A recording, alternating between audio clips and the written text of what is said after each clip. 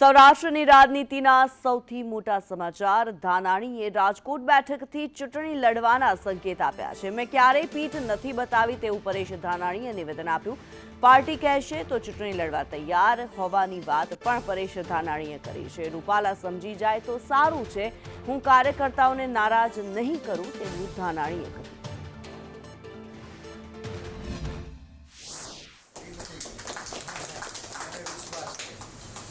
આપણે ખંભો મેળવીએ તો એવા ગુણ પેદા થયા રાજદીપભાઈ।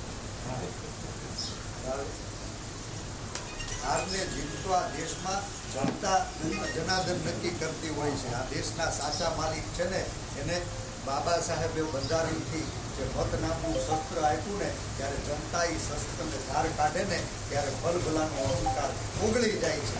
આ વખત કાકા મને વિશ્વાસ છે કે ભારતીય જનતા પાર્ટીનો આત્મા આસમાન અહંકાર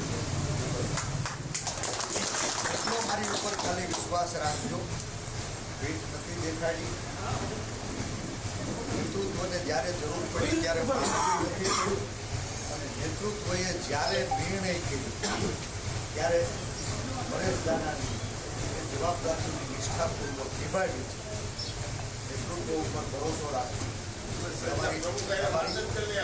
તમારી લાગણીઓ પણ નેતૃત્વ સુધી પહોંચી છે।